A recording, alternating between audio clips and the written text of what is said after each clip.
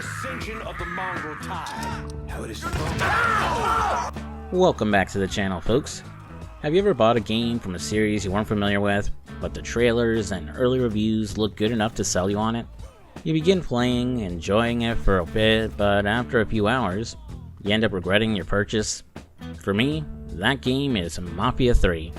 At the time, I was vaguely acquainted with the series, as I did play the original Mafia on PS2, though its lower quality compared to the PC release didn't leave the best impression. I'm also pretty sure I'd never played Mafia 2 until I covered it for the channel. At the time, I was a little let down by GTA 5, and really craving an open-world crime game. Mafia 3 seemed like it could scratch that itch. The 1960s Louisiana setting was fresh. Lincoln Clay seemed like a compelling protagonist. And being part of the Black Mob instead of the typical Italian Mafia felt like a nice shakeup. And being set during the peak of the Civil Rights Movement had potential for some interesting storytelling. And for the first few hours, it really seemed like the game was going to deliver. But the further I got, the more I realized it wasn't what I'd hoped for. The side content felt bare bones, the missions to acquire territory became too repetitive, and the story crawled along at a snail's pace. After about 5 hours into my first playthrough, I ended up dropping it. However, like with my opinions on GTA 4 and 5, I started wondering if maybe I was too harsh on it, and didn't give Mafia 3 a fair shot the first time around. And having now revisited it for this video, I realized it's actually a lot better than I initially thought, and its story might just be the best in the Mafia trilogy. So let's dive in and take a look at what Mafia 3 got right, what it got wrong, and whether it really deserves its less than stellar reputation.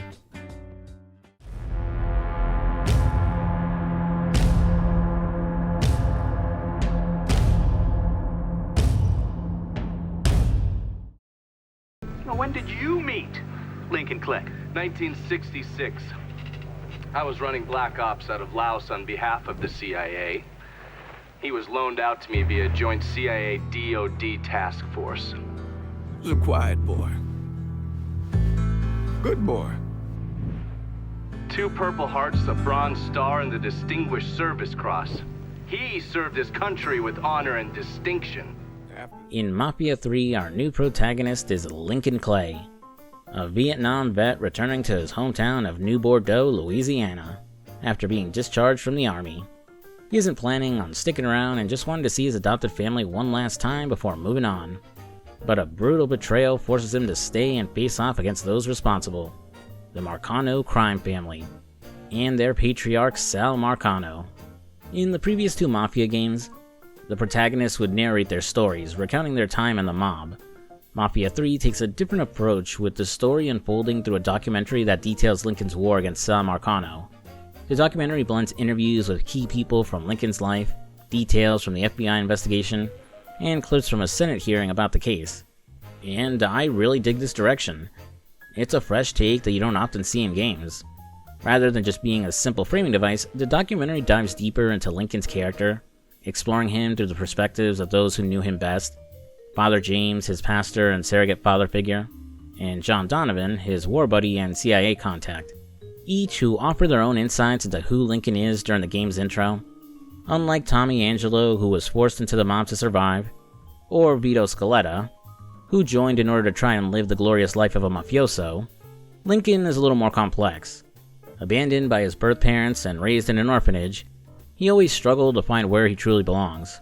When the orphanage closed while he was still young, Lincoln was taken in by Sammy Robinson, leader of the Black Mob in New Bordeaux.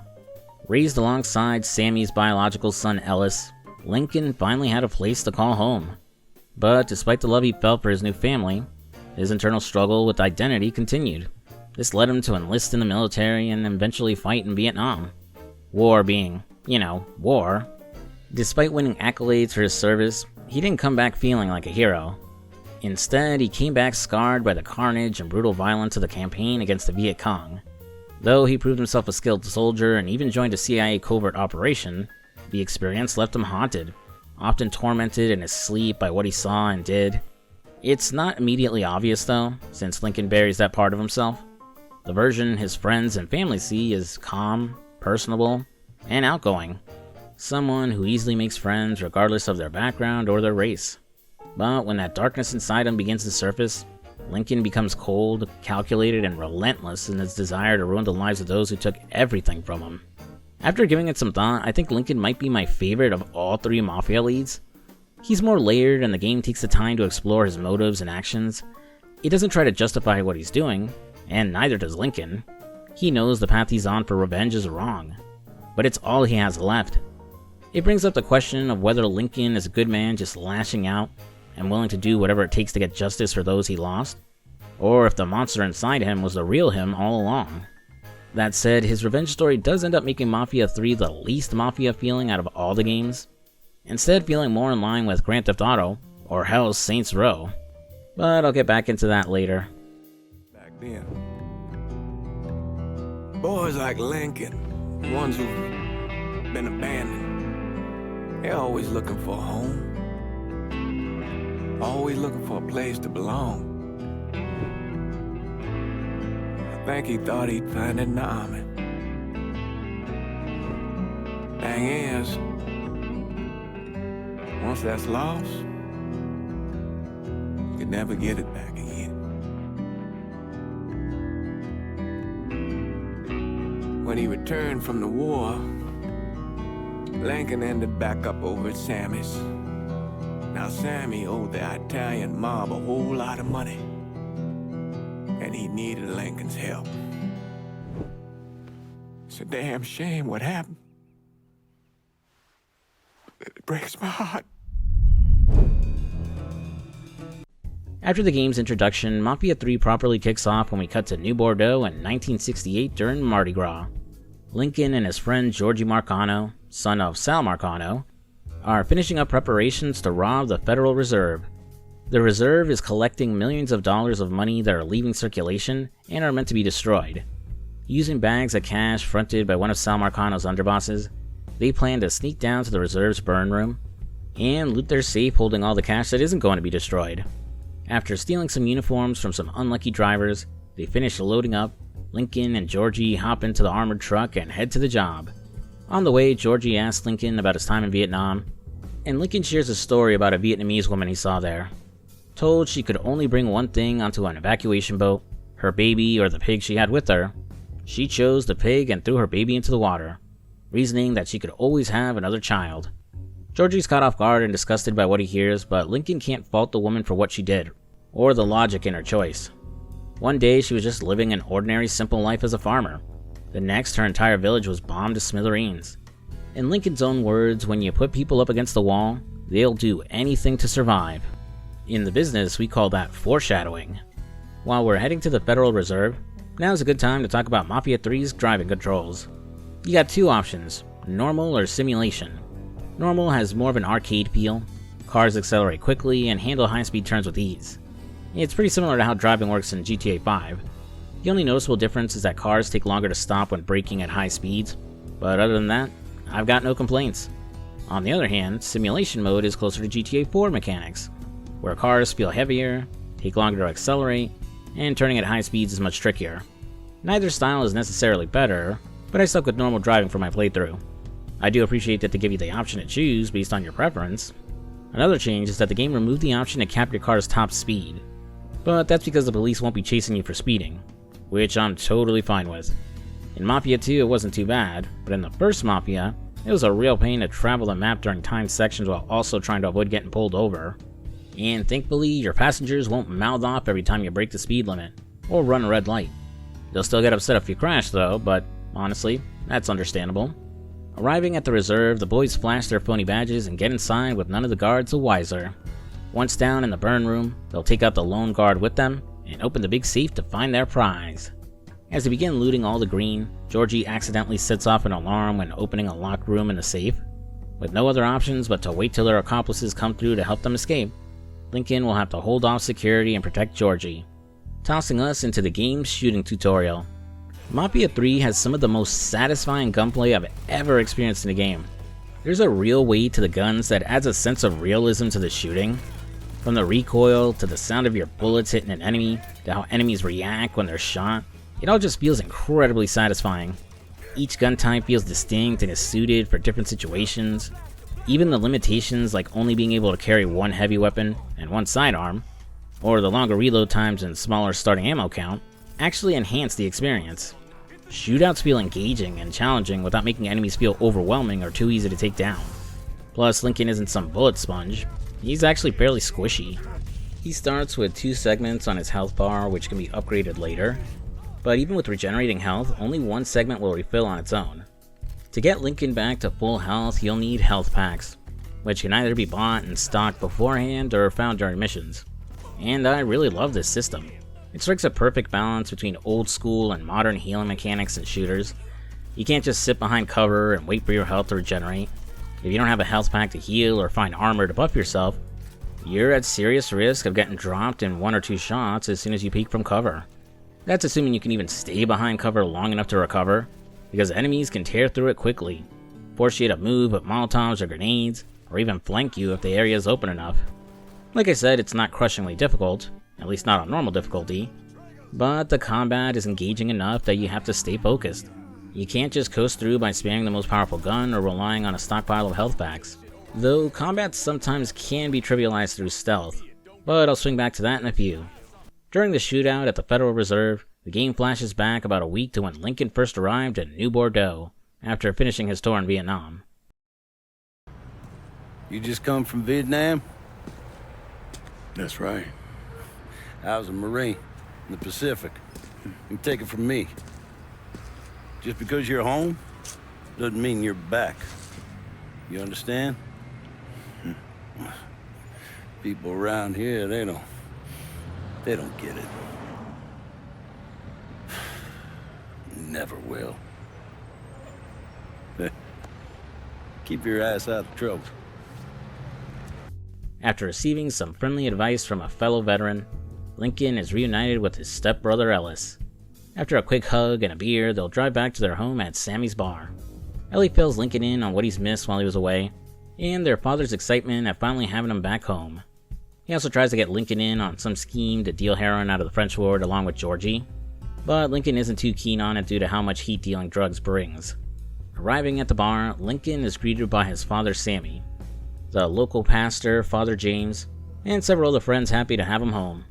After a long night of partying, Lincoln elects to sleep off his impending hangover down in the basement, and not in his bedroom, which confuses Ellis, but when he wakes up in a fright the following morning, we see that Lincoln's time in Vietnam has left him having nightmares, something that isn't really brought up at all until like the very end of the game. The next morning, he overhears Sammy and Ellis arguing about money. Sammy brushes it off, but Ellis storms out. When Lincoln asks what's going on, Sammy admits they're having issues with the Haitian mob, but doesn't dive into details. Instead, he sends Lincoln to help Father James at the soup kitchen. The scene then briefly shifts to the documentary again, with an older Father James explaining that Lincoln had originally planned to say his goodbyes and head to California for a new life, but after learning about Sammy's troubles with the Haitians, and experiencing that trouble for himself at the soup kitchen, Lincoln decides to stay and help. Confronting Sammy about it when he gets back home, his old man explains that about 6 or 7 months ago, folks in the Hollow started getting robbed by the Haitians, and not long after that, they targeted the lottery, a numbers racket that's a major source of income for the black mob. The hits on the lottery were so bad they ended up 3 months late on their payments to Sal Marcano. While Sammy says he can manage Marcano, he agrees it's time to put an end to the Haitian problem. He sends Ellis and Lincoln to an old shantytown in the bayou where the Haitians are hiding, and to take out their leader, Baca. This is where the game introduces its stealth mechanics. Referred to as stalking, it shares a lot of similarities with the stealth mechanics of other series like Assassin's Creed and the Batman Arkham games. Enemies have an awareness meter that indicates when they can see or hear Lincoln. Crouching makes less noise and keeps you out of sight. There's the equivalent of Eagle Eye or Detective Vision that shows you the location of nearby enemies. You have stealth takedowns that will quietly knock out enemies, with a different animation playing depending if you're unarmed or what gun you're holding. Sometimes non-lethally choking a guy out, or conking on the head, or violently stabbing him in the throat with Lincoln's hunting knife, watching the guy gurgle and choke on his own blood. Oh, and by the way, YouTube really didn't want to play nice with Mafia 3, so this video is a tad more censored compared to what I usually put out, not just because of the violence or occasional nudity, but all the copyrighted music that plays during multiple cutscenes. Though if you're a patron or channel member, you do have access to all that uncensored goodness, and all for the low price of $3 a month. Alright, no more shameless self-promotion. I really dig this stealth in Mafia 3. It strikes a good balance between risk and reward, so it doesn't feel too tedious or punishing when they slip up. However, there's one mechanic that can break encounters pretty easily: whistling. I heard something I don't like. If you're hiding behind cover and within range, you can just whistle to lure enemies over, take them out, rinse and repeat. Despite how much I praise the shootouts, the enemy AI can be pretty dumb. Even if you yeet their buddy a few feet away from them, they're usually none the wiser, and your cover stays intact. You can keep whistling and picking off enemies one by one. As long as you're careful when moving around, you can abuse this to clear entire areas. And once you get a silenced weapon, it's game over. You're basically the Predator, an unstoppable, unseen killing machine. To the game's credit, it knows how overpowered stealth can be. In some missions, enemies are placed in a way that makes it hard to pick them off without being spotted. There's also sentries, enemies you need to prioritize because if they spot you, they'll call for reinforcements and make things a lot harder. In some encounters, your Lincoln vision, I forget the actual name, only tags enemies near you, so it's easy to get caught off guard by someone further away you didn't see. The game introduces a way to overcome that limitation, but I'll get into that when we talk about the open world. After clearing out the Haitians, Lincoln will reach and finish off their boss, Baka. You made a big mistake going after the Hollow. Hollow! Ici! Coward! Traitor! Attention to white man! The man you're talking about took me in when I had nowhere else to go. You are no better than him!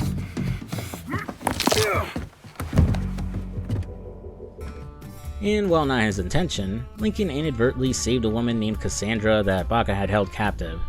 Poor girl, but she's free now, and hopefully she can find a new life for herself away from all this gang violence. While the Haitian problem has been taken care of, Sammy still needs to figure out how he's going to pay what he owes Sal Marcano. Luckily for him, Sal is willing to forgive the debt if Lincoln helps him for a job he's cooking up, the Federal Reserve heist. Heading to the country club, Lincoln is reunited with Sal's son Georgie before sitting with the man himself to hash out the details of the plan. And, wait a minute. I know that ain't who I think it is. Vito fucking Scaletta. Since I basically played this series out of order, I didn't actually know he was the protagonist of Mafia II the first time I played Mafia III. So the surprise of seeing him return and popping up so early in the game was lost on me. Here's a quick recap of what happened to Vito in Mafia II. After getting arrested as a kid, he was shipped off to fight in World War II. He came back to Empire Bay after being injured, and reunites with his best friend, Joe Barbaro. Joe helped him get discharged from the military, and got him started working for the mob. After a shitload of events that involved Vito getting thrown in jail for a few years, serving various mafia families, and eventually becoming a made man, things would all come crashing down. After their trusted friend Henry, who they both vouched for in order to get into their family, who turned out to be a rat, which in my opinion had extremely flimsy evidence behind it, go watch that video, Vito and Joe would accidentally create a war between the Triads and the Mafia. Thanks to his ties to a high-ranking member of the Commission, Leo Galante, and his status as a made man, Vito had a chance to redeem himself.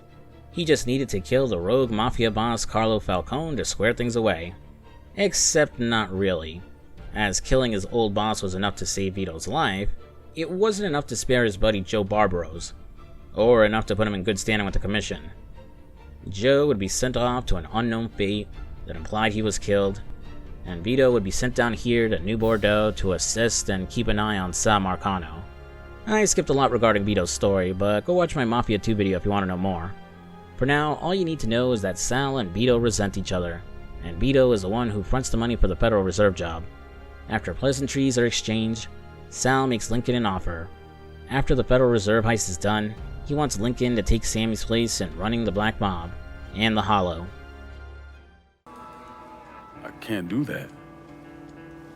Well, look here, if you're worried about Sammy, don't you understand? Now, he's always been on the level with me, and this job we're talking about, there's more than enough for him to retire on. He took me in when I had nowhere else to go. Treated me like a son. I'm sorry, Mr. Marcano. I can't do that to him. Well, shit, son. I'd be lying if I didn't say I wasn't just a little disappointed. But I get it. You're loyal. Which is something that is scarce these days.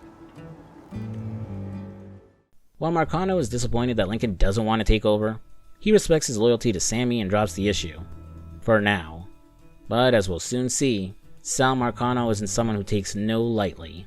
For the next step of the Federal Reserve heist, Lincoln meets up with his buddy Danny Burke and Danny's father, Thomas. Thomas Burke used to control Point Verdun and New Bordeaux as one of Sal's bosses, but for some reason, Sal stripped him of his territory and handed it to Roman the Butcher Barbieri.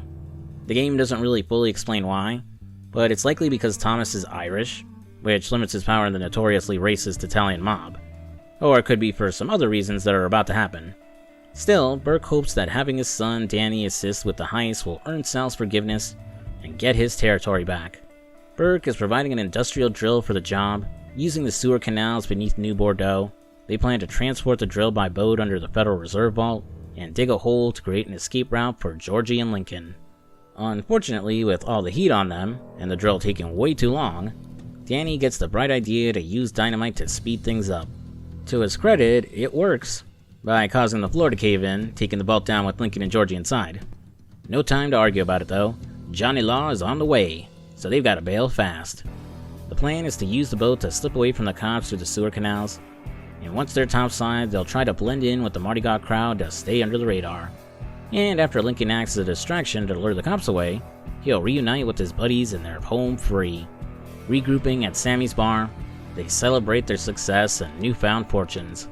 Sal Marcano soon shows up to collect his cut and what Sammy owes him, and wait, why is he giving him the kiss of death? You know something, Lincoln? You're possibly the baddest motherfucker I ever laid my eyes on. You shouldn't have said no.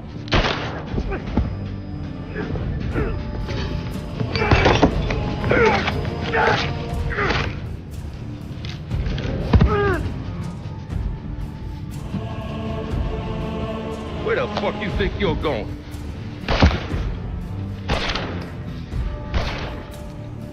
Stupid fucking... Go on, grab that bag, let's go.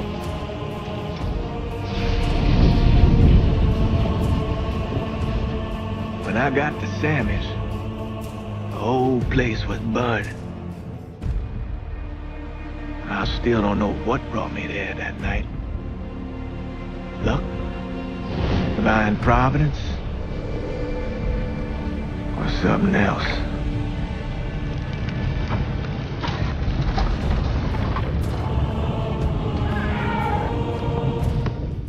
Holy shit, that scene at Sammy's bar.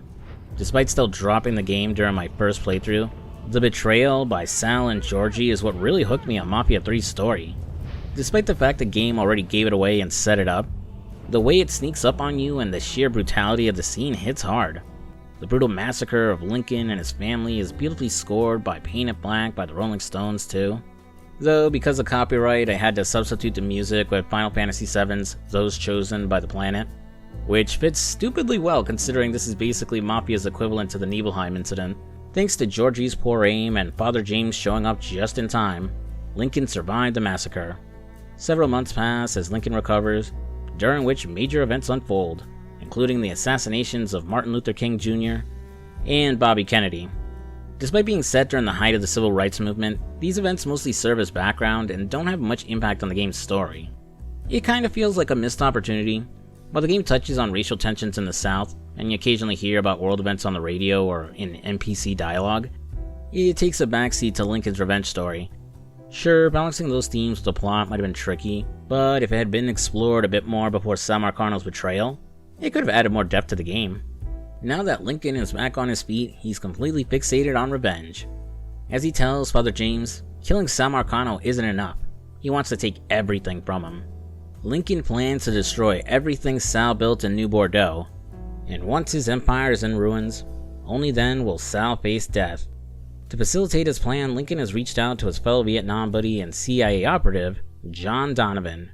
And I'm going to go ahead and get this out of the way now, but Donovan is easily the best goddamn character in this game, maybe even the best in all of the Mafia trilogy. Contrasting Father James, who serves as the angel on Lincoln's shoulder, who tries his best to stop him from going too far and becoming what he seeks to destroy, Donovan plays the role of the devil, all on board for his buddy's plan and pushing him to be more brutal in his actions. A charismatic and eccentric CIA operative, the dude's got this larger-than-life personality. Donovan's witty and a bit of a smartass, always ready with a sarcastic remark, weirdly serving as the comedic relief in this dark story. Due to being part of the CIA, he unsurprisingly has no problem breaking the rules and bending the law to get what he wants. Despite his shady nature, Donovan is fiercely loyal to Lincoln, happily jumping into the role of his buddy's wartime consigliere. He's also surprisingly more complex than you would expect. While Donovan is feverishly patriotic and loyal to the United States, he's still deeply skeptical of authority and the institutions that run this country. Something that started when JFK was assassinated while he was still in Vietnam, which I don't want to spoil right now, but it comes back in a huge way at the end of the game. With Donovan's vast CIA resources and spy equipment, he's the guy on the radio providing real-time intel on enemies, their weaknesses, and how to dismantle their operations. Meanwhile, Lincoln returns to Sammy's bar, which is now in ruins, where the memories of his family and the traumatic night they were killed come flooding back, triggering some intense PTSD moments for him. After a fresh shave and a haircut, Lincoln steels himself for his war against Sal Marcano. As Lincoln gears up, you'll get his combat knife for brutal takedowns, though you can toggle it off for non-lethal takedowns if you prefer. The game also introduces the stash mechanic, where Lincoln can store money he earns in a safe in Sammy's basement. It's crucial to stash your earnings early on, as getting killed will cost you a significant amount of money in your wallet. While it can be annoying to run back to the stash, the game later gives you the option to have someone deposit the money for you, making it less of a hassle. Finally, we'll now be able to change Lincoln's appearance and wardrobe, with various costumes you unlock throughout the game.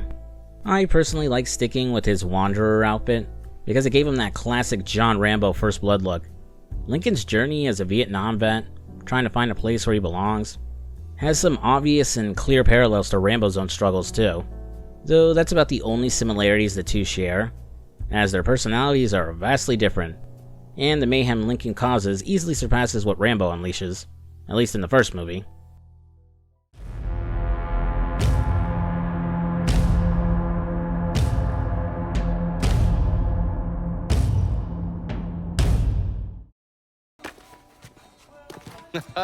You weren't lying about setting up a tax center. Key to running a successful black bag operation is plausible deniability, which is why I stole all this shit from the FBI.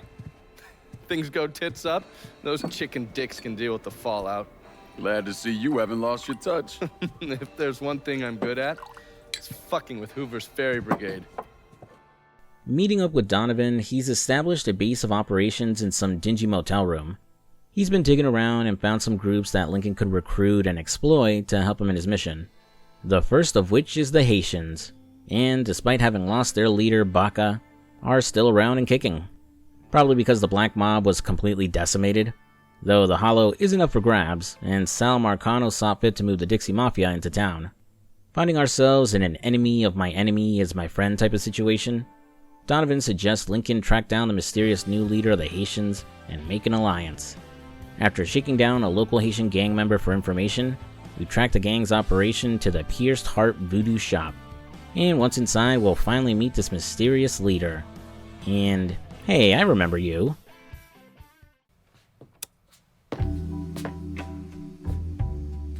Coffee?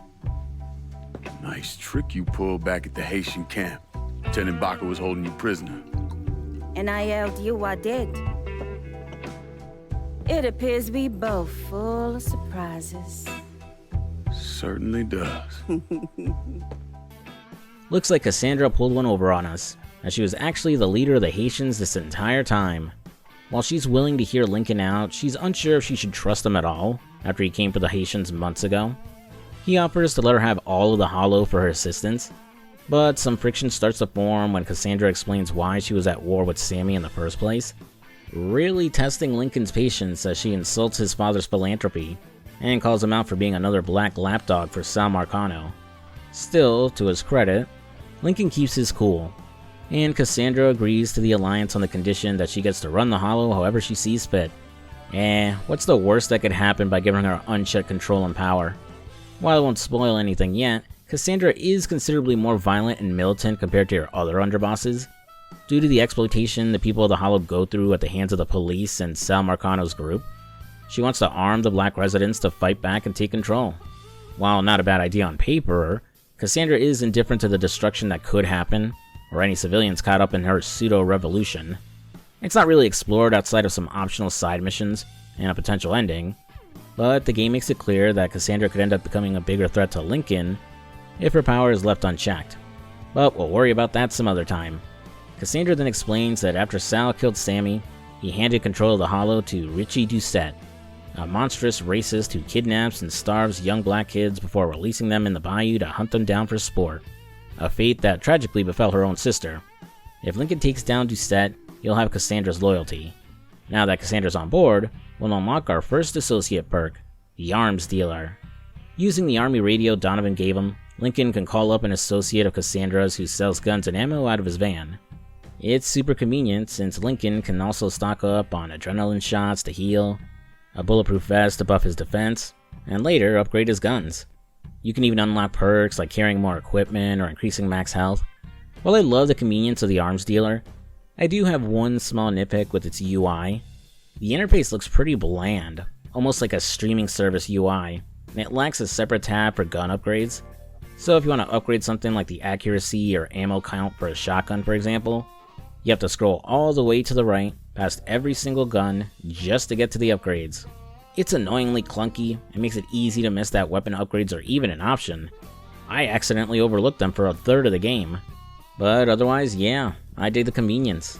And the cost of the better guns versus what you'll be making at first means you really can't just grind for cash to buy the most OP weapon in the game.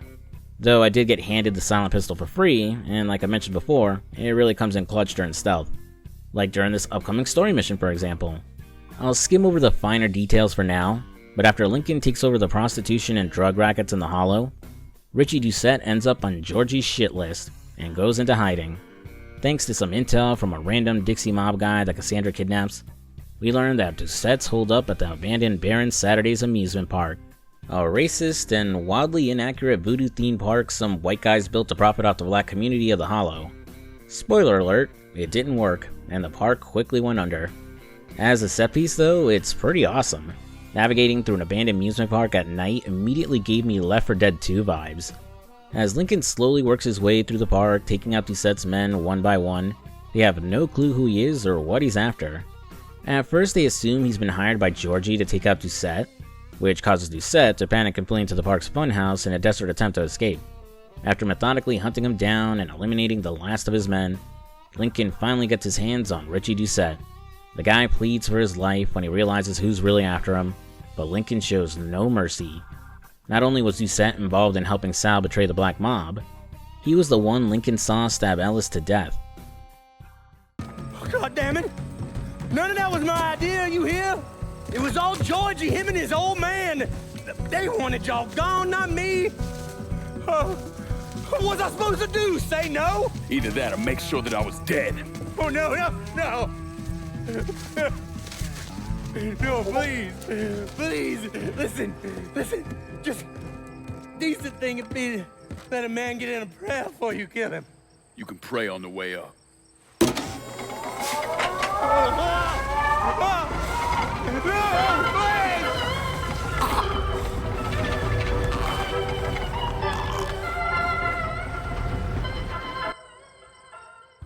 After Doucette's death, the game cuts back to the documentary, with FBI agent Jonathan McGuire explaining the rationale behind Lincoln's actions.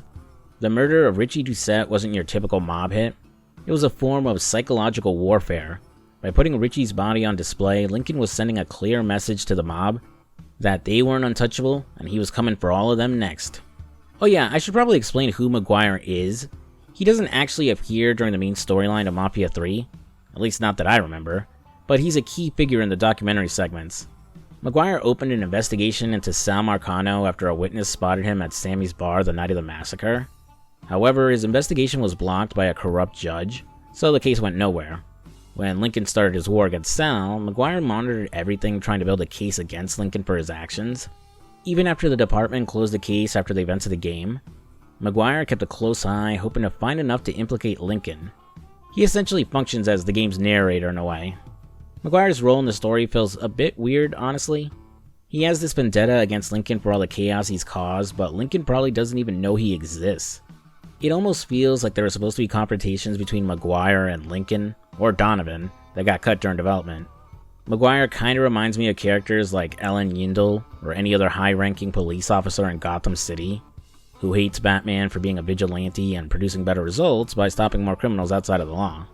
After Lincoln sends his message and declares war on Sal Marcano, he returns to Cassandra and officially hands over control of the Hollow. While she's willing to work with Lincoln, she doesn't think her men share her feelings, given that Lincoln killed so many of them. To start building trust, she suggests working with one of her underlings, Emmanuel, but I'll wait till we fully assembled our crew before getting into that. The next person Donovan suggests allying with is Thomas Burke, leader of the Irish mob. He still holds a grudge against Sal for giving his territory to Roman the Butcher Barbieri, especially since the Butcher permanently injured one of his legs.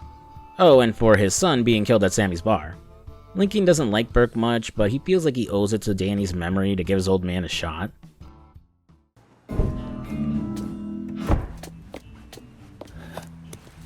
Burke. Been a while. Lincoln Clay. Jesus Christ on the cross. Now I've seen everything. Heard you were dead. Been hearing that a lot. The fuck do you want? Came here to make you a business proposition. Is that so? When Lincoln finds Burke leaving a dive bar, it's clear he's been hitting the bottle hard since Danny was killed. Burke blames himself for pushing Danny into the heist, and now he's just a washed-up drunk that neither Barbieri nor Sal take seriously. Lincoln hopes the promise of avenging Danny and restoring Burke's control of Point Verdun will be enough to bring him on board, but Burke's deluded himself into thinking he can take Sal down alone. After doing some reckless driving to scare him sober, Burke agrees to hear Lincoln out and invites him to his scrapyard to hash out a plan. Allying with him, we've unlocked another perk, vehicle delivery. Making the call on the radio, one of his men will deliver a car to Lincoln's location free of charge. You'll have your choice from a selection of cars you unlock over the course of the game, making it so you never have to huff it on foot, and negating the need to steal a car off the road unless you want to. Also, you can customize any car from your fleet at the various garages around New Bordeaux. I never get too deep into car customization in any open world game that offers it. Mainly as outside of trying to win racing missions, it's just not my thing. It doesn't help that in most games that offer the option, it's very easy to lose or destroy a car you just sunk a ton of cash into tricking out. I'll give Mafia 3 credit though, as any modifications you do to your cars will be maintained if something happens to it. Like with Cassandra, in order to take out Barbieri and steal control of Point Verdun from him, we need to disrupt and take over his rackets first. In this case, it's Barbieri's protection and moonshine rackets, with Danny's sister Nikki helping out with the moonshine side of things. Skipping to the end of our efforts, after we've disrupted his operations enough to piss him off, we don't even need to track Barbieri down, as he comes to us instead. Butcher and his boys are right behind me. You sure? If there's one benefit to being your miserable dot, it's I know what a posse of Dago assholes out for blood looks like. I'll call them out with a spotlight on the water tower. We'll load up some barrels with a special petrol mixer cooked up. Scatter them across the yard. A bullet will take them out. So don't be close to them when they blow. I'm gonna snipe those guinea fucks from the crane. You should head up to the roof. Nothing too crazy, we just gotta hold the line and pick off waves and waves of Barbieri's goons until he shows up. The explosive barrels Burke set up around the scrapyard really helped him whittling them down faster, and came in clutch and instantly taking out Barbieri when he finally showed up. You and him working together. Fuck me. I never thought I'd live to see the day. What can I say? Brave new world. Still alive then. I see the legs still giving you fits, huh, fucko? Ah, fuck you. You won't be so cocky once I take the acetylene to you. Fuck you! What do you think happens next, huh? You're gonna die, motherfucker. You're gonna hold next to me. You, your whole organization, you're gonna suck my dick in hell. We leave the bastard for Burke to take care of, and according to McGuire in the documentary, Barbieri's body wasn't discovered for years. Found in the trunk of a car floating at the bottom of the river. Both his legs were smashed up so badly there was practically no bone left in him. Payback is a bitch, huh? Now it's time to bring on our final underboss, the man himself, Vito Scaletta. Like I mentioned earlier, Sal and Vito were never on good terms, as Sal suspected Vito was a mole sent by the Commission to keep tabs on him. After the Federal Reserve heist, Sal refused to pay Vito his cut, and has been slowly squeezing Vito's operations to stop him from making money. Since Vito is a made man, Sal can't just kill him without the commission's approval, so he's been trying to bleed Vito dry until he can't make his payments, hoping to get the green light to take him out. To help speed along this hostile takeover, Sal sent his nephew Michael Greco to Vito's territory to help run things. In reality, Greco is there to keep Vito under control and cut off his cash flow. Lincoln figures Vito won't be too thrilled about being squeezed out, making it easy to recruit him to the cause. Heading out to Benny's Ristorante in River Row, it seems Greco has gotten overzealous and has sent his men to kill Vito without the commission's okay. Clearing out all of Greco's goons, we'll find Vito tied up in the freezer. Looks like I got here just in time, Vito. Lincoln. How's this possible? I thought you were dead. Bullet was deflected by my skull. Came out the back. Talk about some goddamn luck. Worst place to shoot a fella's in the forehead. Skull's harder than you think. Come on. We need to have a talk. When I heard about what happened, I went to Marcano, asked for my cut right then and there. Figured if he fucked you and Sammy, I'd be next. Yeah, I'm guessing he didn't go for it. Said he wanted to wait for the heat to die down. Didn't want me running around, buying expensive shit, getting noticed. Like I'm some fucking amateur, never sat on a big score before. Vito agrees to team up with Lincoln, but on one condition. He wants Michael Greco brought to him so he can deal with them personally. Now that he's on board, we unlock a perk where we can call Vito's associate Betty to come pick up the money Lincoln is holding, skipping any annoying trips back to Sammy's bar to do it himself.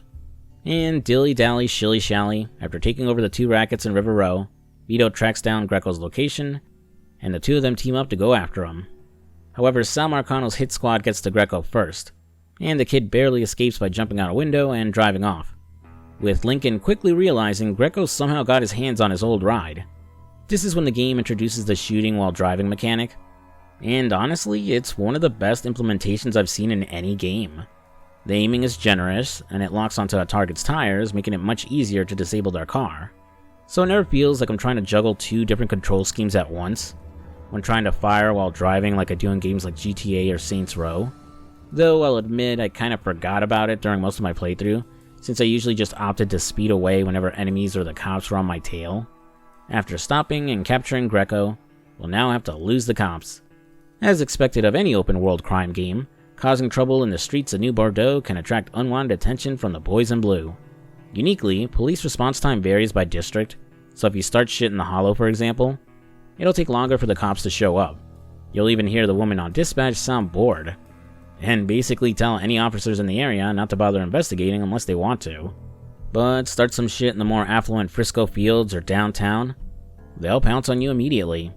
It's an interesting, if rather depressingly realistic take on police responses, and eliminates annoying situations where the law spawns on top of you when no one is around to see you commit a crime.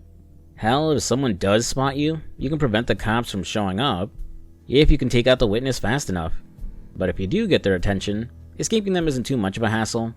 Working similar to the wanted system in GTA 4, a police zone will spawn on the map when the cops are after you.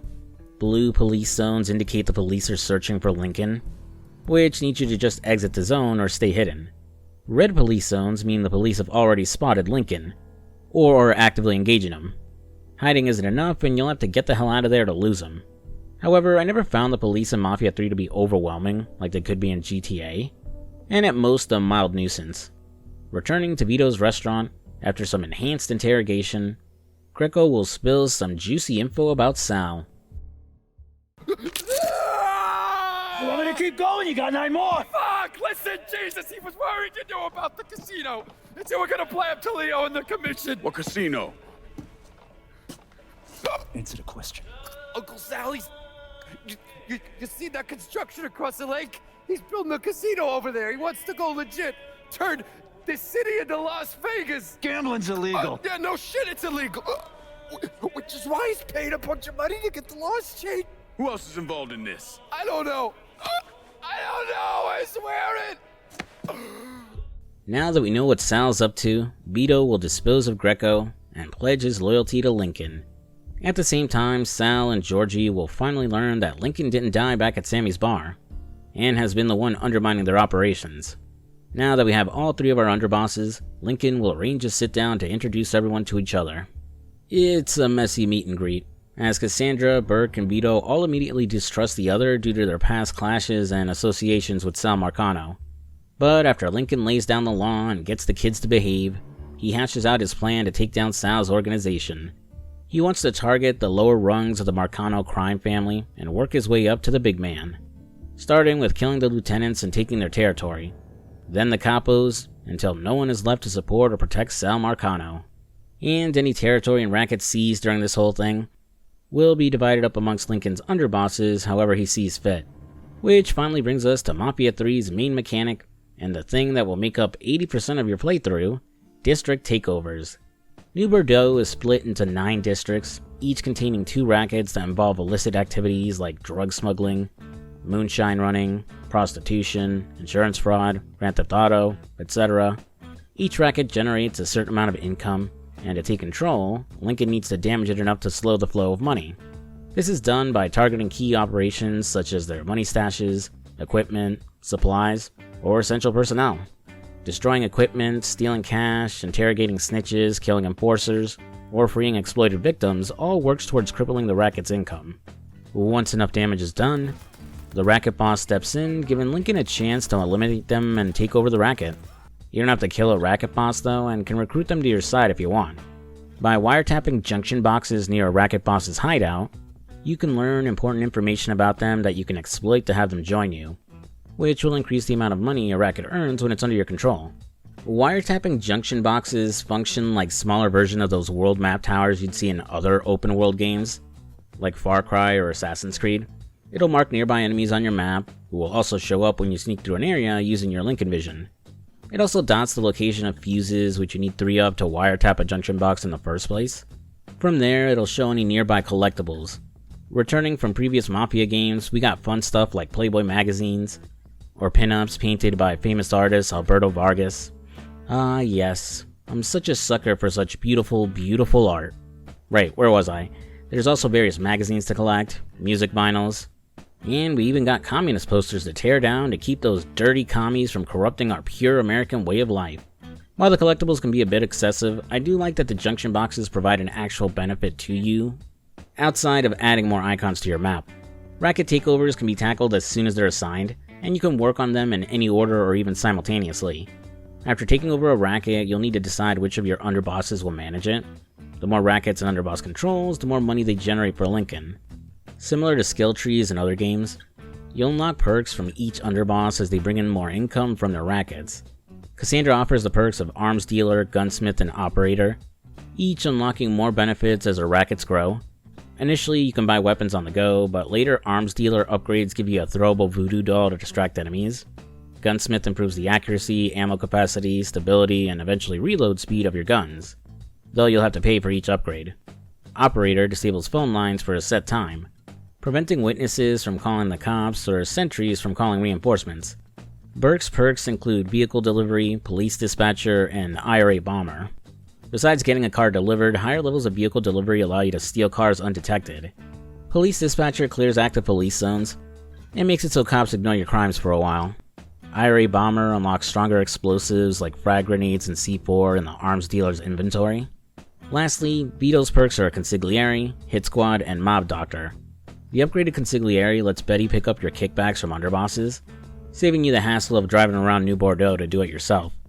Hit Squad allows you to call in Vito's crew for backup during fights, and Mob Doctor increases your max health, stamina, health recovery, and the number of adrenaline shots you can carry. On top of the perks, your underbosses also offer favors to sweeten the deal when you're deciding on who to give a district to. These favors alternate between unique weapons and car upgrades. For example, you might get a choice between a silenced pistol or silenced SMG, or for car upgrades, you can get better armor, improved suspension, or a speed boost. However, there's a big catch to this whole system. You can't unlock all the perks and favors from all of your underbosses. Even though there are 9 districts to divide evenly between the 3 of them, not all districts are created equal.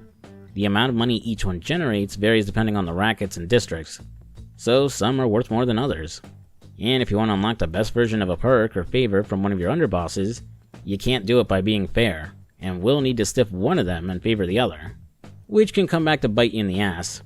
First, on top of this whole racket takeover and perk system, is loyalty. Not giving enough territory or taking rackets away from an underboss lowers their loyalty, and Lincoln will lose perks tied to their reduced income. This also reduces the percentage of kickback they pay, and if it happens too often, the underboss may turn against Lincoln, triggering a betrayal mission where you have to kill them. You can raise loyalty by assigning new rackets and districts or completing trafficking and agenda missions for that underboss. Trafficking missions are repeatable missions that have you stealing something for an underboss's lieutenant, while agenda missions are small personal stories that teach us more about that particular underboss's backstory, character, and motives for working with Lincoln. However, once they reach the betrayal stage, there's no way to win them back. If an underboss is killed, their lieutenant will take over, but the kickback drops significantly and no further rackets can be assigned to that faction. While that's definitely a lot to digest, my best advice is just to evenly divide the districts between your underbosses. There's no real benefit to getting greedy and trying to unlock all the final perks of one boss, since you'll be missing out on the perks from another. You don't really need a guide for this, but if you want to speed up unlocking specific perks, you can always check a guide to see which districts are best to assign to each underboss. Alright, that was a lot to take in, but I really like this system. It feels like a natural evolution of the gang mechanics from San Andreas and Saints Row. There's more thought put into taking over territory than just the money. It's about the perks and favors from Cassandra, Burke, and Vito, which really make you think about who to assign each district or racket to. Thankfully, you don't have to worry about defending your territory either. Sal Marcano will sometimes send hit squads after you, and I won't lie, the first time they came after me I had to scramble since I was already low on health and ammo from a mission, so I barely survived, but it's not overly intrusive, and if you lure them to one of your strongholds, your crew will jump in to help you out. And now to address the elephant in the room. If you know anything about Mafia III, it's the huge criticism that the racket and district takeover system is too repetitive and bogs down the game. And while I do agree it kinda messes with the pacing of the story, especially in comparison to how tight it was in the first few hours with the Federal Reserve heist, I disagree that the racket takeovers are repetitive. While rackets do share elements like taking out enforcers or interrogating informants, their main objectives are considerably different from each other. For example, the prostitution racket, the first racket we do for Cassandra, has Lincoln sneaking into the Perla Theater, once a respectable club owned by Sammy and named after his late wife. The Dixie mob has converted it into a brothel, so in order to do the most damage to the business, you'll have to free all the strung-out girls forced into prostitution. In Point Verdun, taking over the protection racket involves Lincoln trashing liquor stores under the racket boss's protection. For the moonshine racket, you first have to infiltrate a brewery to find a map of where they're making their supply, then head out to the bayou to destroy it, with an optional objective to rob a cop bar that's in on the moonshine smuggling.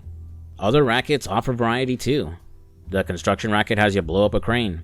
The blackmail racket has you tail a guy to a gay bathhouse. The garbage racket involves blowing up a dump and barges. And car theft has you destroying a shipment of exotic cars. So there's enough variety between rackets to keep things from feeling too repetitive. Plus, you don't need to complete every task to make the racket boss appear. You can speedrun it by focusing on the objectives that do the most damage. Even the optional tasks like taking out enforcers are worth doing, since it weakens the boss's defenses when you take over their base. That said, the trafficking missions are extremely repetitive, as you end up doing the exact same thing each time for your underboss's number 2s. And while the racket boss encounters are longer and tougher than the usual objectives, it's disappointing that they don't have unique locations. You always return to some location you've been before. Still, the game didn't feel as repetitive as others claimed. Would I have preferred they cut down on the number of rackets to improve pacing? Absolutely.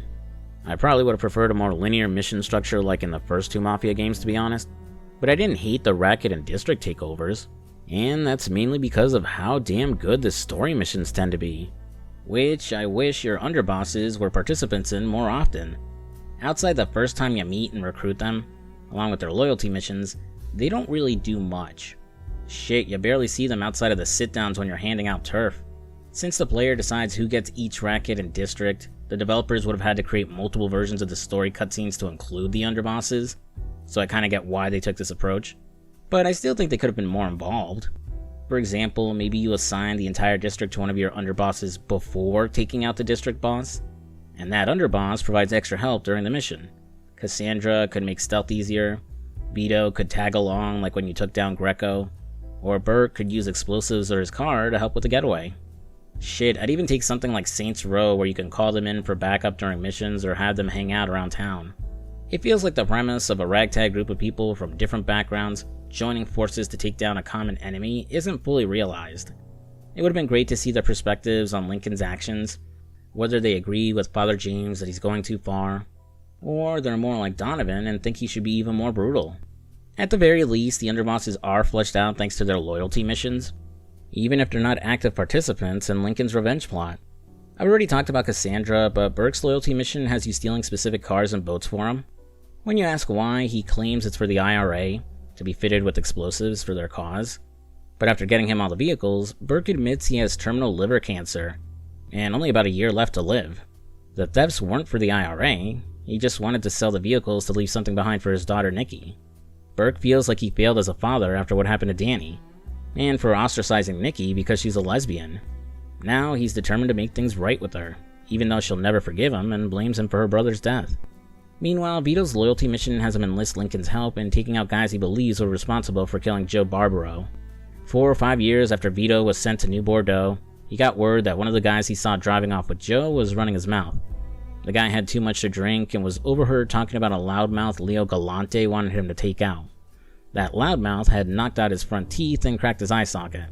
Vito knew Joe Barbaro wouldn't go down without a fight, so that had to be him. Joe had managed to escape Empire Bay and headed to Chicago, thinking a couple of guys there could help him. Instead, they turned on him. In the end, Joe was brutally beaten, his face smashed and hands cut off. By the time it was over, there wasn't much left for anyone to find. When Lincoln asked Vito if he was sure it was Joe and not some other guy, he confidently replied that if Joe were still alive, he would have found a way to reach out by now. At the end of my Mafia II video, I wondered how Vito could possibly move on with his life knowing his best friend was dead. And the truth is, he never has. Vito never married, never had children, and never reconnected with his sister Frankie. Being a made man has brought him nothing but the privilege of staying alive, protected from other mobsters.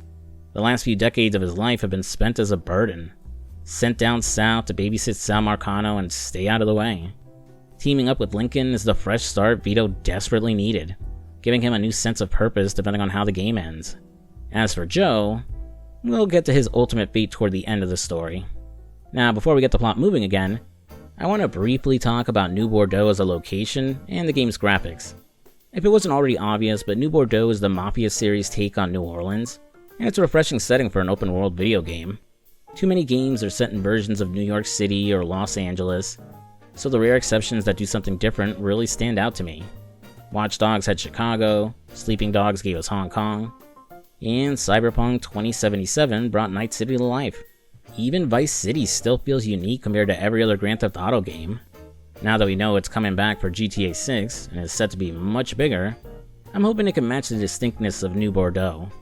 New Bordeaux is a vast, diverse city rich in detail and atmosphere, perfectly capturing the vibe of the 1960s, helped along with the game's excellent soundtrack that really captured the time period, none of which I can play anywhere in this video. Racial tension is high during this time. Lincoln gets suspicious looks and comments when walking through predominantly white neighborhoods. Segregation is still very much in effect, with whites-only establishments that will call the cops if Lincoln loiters too long. A lot of effort went into making each district feel distinct, to the point where I can tell where I am just by glancing around without even opening the map. Delray Hollow is home to most of the city's black population, but decades of economic decline and a hurricane had left it run down with locals living in poverty. Compare that to Frisco Fields, an affluent, all-white district filled with suburban homes, mansions, and high-end stores. You got the industrial vibe of Barclay Mills, the vibrant nightlife of the French Ward, which really makes me want to replay Hitman Blood Money. And then there's the Bayou, which is a complete contrast to the rest of the city. It takes up half of the map with sprawling swampland, with few people making it their home outside of the prowling alligators. Fun fact, I originally thought the alligators were just for aesthetics. I had no idea you could feed people to them, or even get yourself eaten if you're not careful. I really love New Bordeaux as a setting, but I just wish there was more to do outside of the main story and racket missions. They added some racing missions post-launch, which is fine, but optional races aren't really my thing. I think smaller side activities like helping out locals, or maybe some hunting missions in the Bayou would have been a nice addition. The DLC does add more to the map, though depending on when I get this video out, I may or may not dive into that. Now onto the graphics, which are kind of a mixed bag. On one hand, the character models and animations during story cutscenes look fantastic. On the other hand, despite the variety of locations, the world itself looks a little dull. The colors feel muted, and something about the lighting makes everything look a bit like it's made of clay. The graphics fall into this weird space between GTA 4 and 5, where they look too washed out. Quick disclaimer, the graphics in my footage might look worse to some of you, because I didn't realize until I recorded about 10 hours of gameplay that my OBS settings were off, so the visuals got even more compressed and ugly. Still, even in the definitive version, Mafia 3's graphics don't quite hit the mark for me. I can only imagine how much worse the original version looked. I ended up installing a color correction and blur removal mod by Mafia Game Videos, which made the game a lot more vibrant and improved the overall look. Alrighty boys and girls, let's mosey and start working on dismantling Sal Marcano's empire.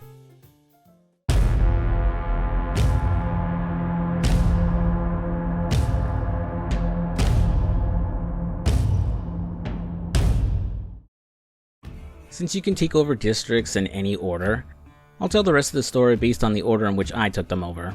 I'll mainly focus on the story missions and key events, while skimming over the individual rackets and their bosses to avoid things getting too repetitive.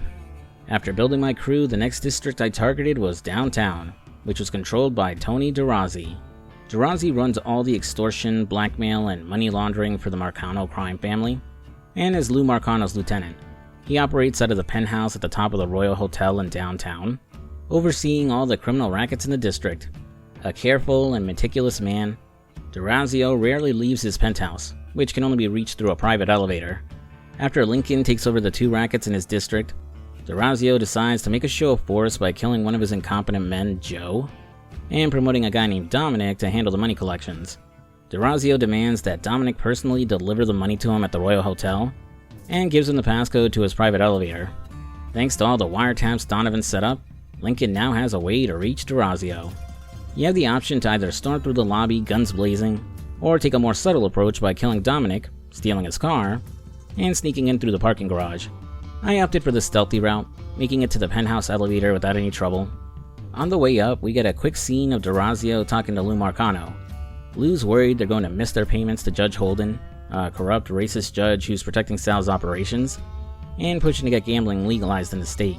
DeRozzi reassures Lou that the attacks on the rackets are just a minor setback, and that he's got it totally under control. This conversation conveniently distracts DeRozzi, so he doesn't notice Lincoln coming up. Blasting through the penthouse, Lincoln will burst into DeRozzi's office, narrowly avoiding getting blasted to bits when the guy fires a rocket at him. Cutting him down, DeRozzi doesn't beg for his life, and smugly tells Lincoln just to finish him off. Sal's operation is too powerful, and he can easily be replaced without notice. Lincoln disagrees. You're wrong. Everyone will notice.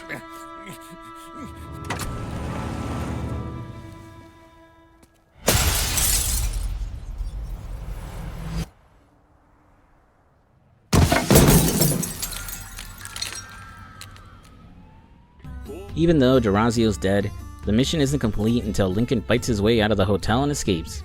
My next target was Barclay Mills, controlled by the aging mobster Enzo Conti. A former lieutenant in the Carrillo crime family, Enzo threw in with Sal Marcano and his brothers when they took over organized crime in New Bordeaux. For decades, Enzo has run the rail yard and waste disposal rackets in Barclay Mills. He's also the one responsible for bringing in the construction equipment and supplies to build Sal's casino through his trains. Lincoln suspects that Enzo might know who Sal's legitimate business partner is, the one helping to make the casino legal. According to Donovan, the old man doesn't approve of the casino and thinks Sal is going to screw over all his partners. Seeing a chance to flip him, Lincoln will go about disrupting the old man's operations, then return to Donovan to make the call and try to turn Enzo against Sal.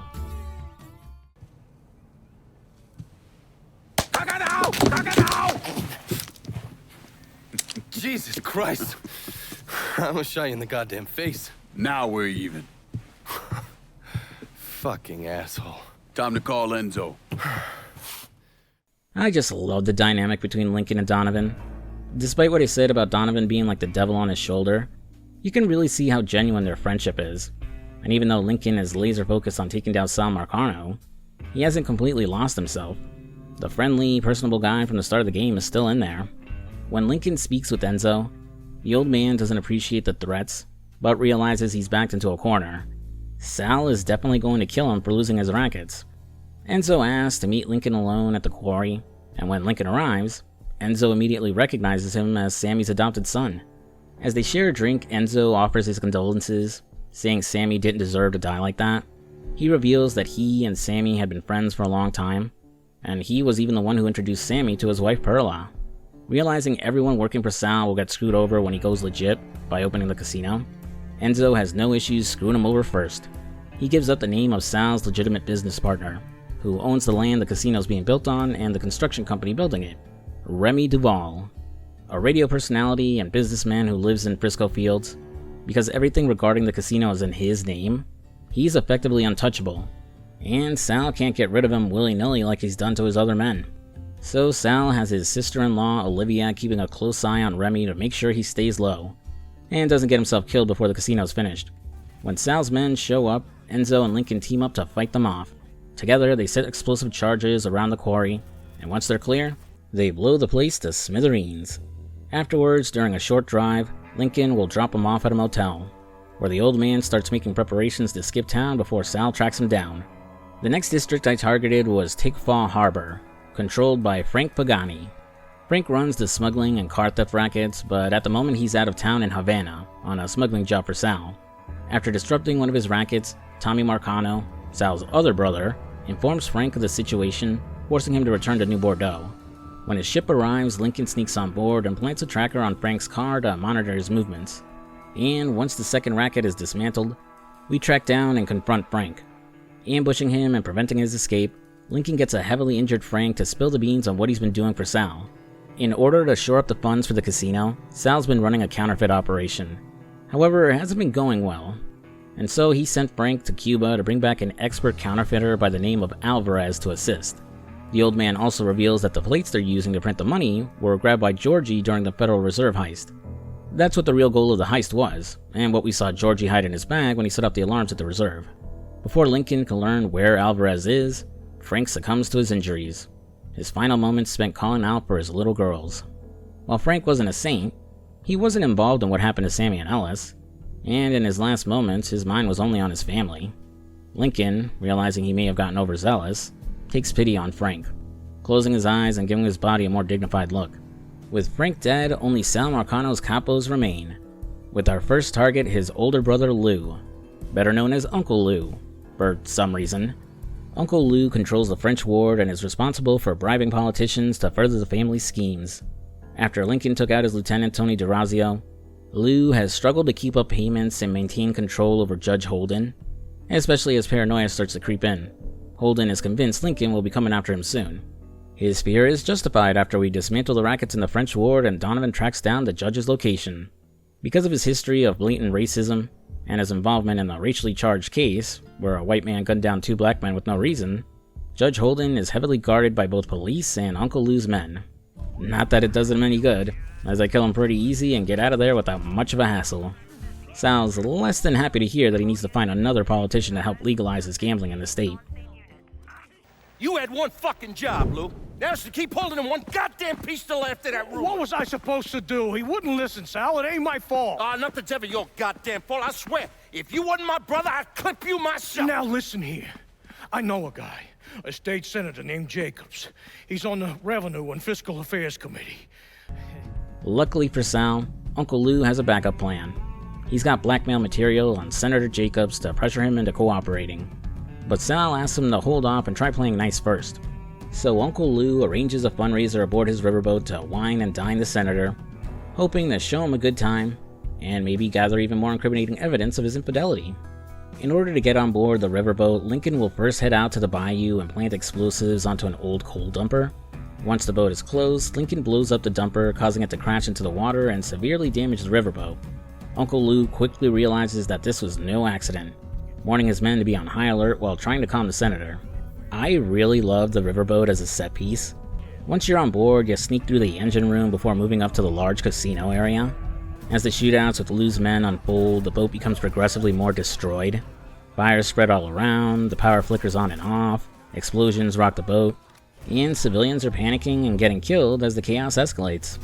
I usually flip-flop on my opinion of big spectacle levels in games, but it works really well here, showing just how much destruction Lincoln can cause. Eventually, after cornering Uncle Lou and Senator Jacobs, a massive explosion erupts, killing the senator in a plume of fire, and launching Lincoln and Lou into the water. When Lincoln regains consciousness, he chases Uncle Lou for a short while before finally putting an end to him. Hello, Lou. Listen, I got money. You can have it. All of it. Just don't kill me. I don't want your money. I want you to send a message to your brother. Yeah? Anything. Oh, just say it. Just say it.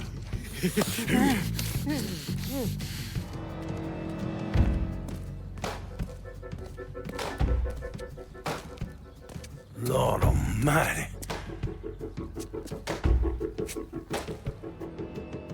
Sal doesn't take the news of his brother's death well. Not so much because Lou is gone, but because Senator Jacobs died on the riverboat, completely derailing his plans to legitimize the casino. Georgie suggests reaching out to Leo Galante for help, but Sal immediately shoots down the idea. The whole point of going legit was to free himself from the commission's control, not to end up kicking a percentage of the casino's profits back up to them. Despite his resistance though, Sal puts in a call to Leo after Georgie leaves. The old man is getting desperate. Our next target is Remy Duval in Frisco Fields. On the surface, he's a wealthy socialite who preaches family values and the Southern way of life on his radio show.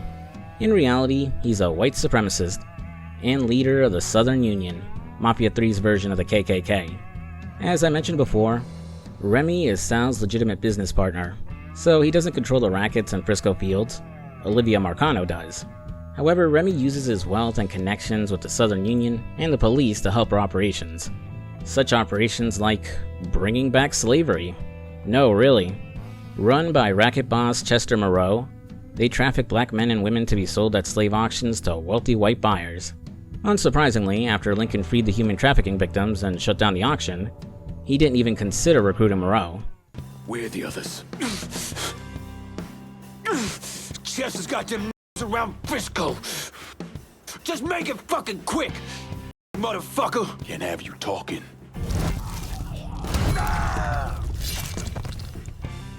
Instead, Lincoln slit the racist bastard's throat, telling whoever he hands the racket to that there will be no more trafficking and to find another way to make money. The chaos Lincoln stirs up in the normally quiet Frisco Fields sends the locals into an uproar, which pushes Remy Duval to strike back. Despite Olivia Marcano's advice to let Sal's men handle Lincoln, Remy insists on taking matters into his own hands. Determined to defend his people and their privileged way of life, Remy mobilizes the Southern Union to hunt Lincoln down, risking their entire operation in the process, which is exactly what Lincoln wanted, as after confronting a group of the hooded assholes, he gets one of them to spill where Remy is. Heading up to the old lookout point, we find Remy leading a Klan rally with dozens of Southern Union members gearing up to hunt for Lincoln. Sorry, Remy, but your racial hatred is no match for my grenades.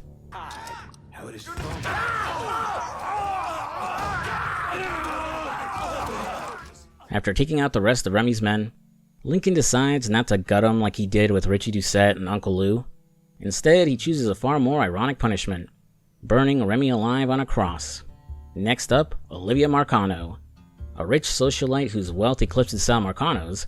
She was married to his younger brother Lucho before his death, though according to information Donovan dug up, Olivia had her husband killed so she could take over his ventures. Shifting scenes, Sal is pissed to find out that Remy didn't name him or Olivia in his will, and is leaving all his assets, including the land for the casino, to his nephew Steven. However, according to Olivia, while Remy had his will changed, he never executed it before dying. And since she and him shared several business ventures, with the casino listed as an asset of one of her companies, Olivia believes they have grounds to contest the will. Still, that isn't enough for Sal, as he doesn't have the money to fight a big legal case to win the land. So Olivia moves to plan B. Steven will be at Remy's funeral, so they plan to coerce him into giving up ownership of the land in exchange for a cut of the casino's profits. And once he signs on the dotted line, they'll just kill him. Remy's wake is set to be held at the Frisco Fields Country Club, so Lincoln will need to find a way to get inside undetected in order to take out Olivia. Lincoln infiltrates the country club disguised as a waiter, because as Donovan puts it, everyone there is either a rich asshole or part of the Southern Union. To them, a black man in a uniform is practically invisible, but that alone won't get him past Olivia's bodyguards, especially since Lincoln has to go in unarmed. So Donovan gives him some LSD to spike the wine being served to the guests, and after a quick smoke break, the fun begins. I wish I could show you. It's all connected. You see? We, you, me, him, we're all connected.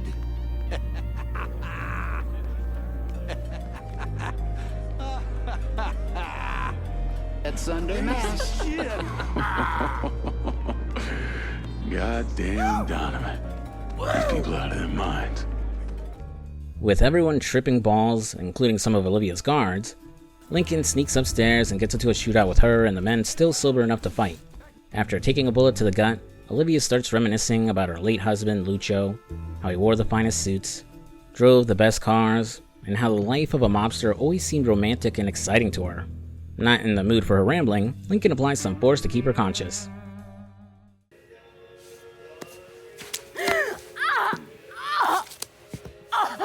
Where's DeGarmo? Come. They have me out in a building. Down by the water.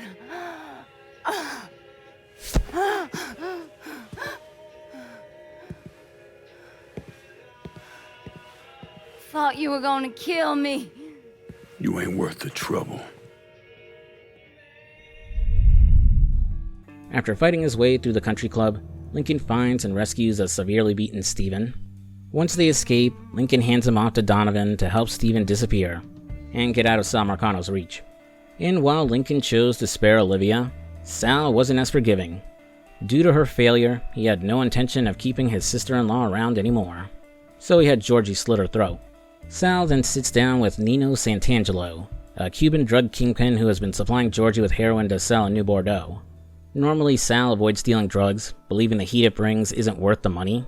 But with Remy gone, Sal finds himself in a bind and with little resources. Swallowing his pride, he asks Santangelo for a loan to help fund the casino, and agrees to let him deal in New Bordeaux. Santangelo, enjoying the sight of Sal begging for his help, has one extra request. He wants to be the one to kill Lincoln Clay. Though, despite all the build-up this cutscene with him has, Santangelo can't back up the shit he talks, and goes down like a little bitch. Santangelo comes after Lincoln pretty much exactly the same way Sal's hit squads do, but he's not particularly tough or unique in terms of gameplay, aside from a cutscene when you take him out. Well, whatever, we got one capo left to deal with, Tommy Marcano. Tommy is Sal's youngest brother, and controls the South Downs district, where he runs lucrative gambling and black market rackets. He's also in charge of the counterfeiting operation, using his Cuban connections to bring in a counterfeiter named Alvarez in order to assist. After Lincoln dismantles the rackets in South Downs, Donovan informs him of a call he intercepted. I don't understand a word of that. You mind translating?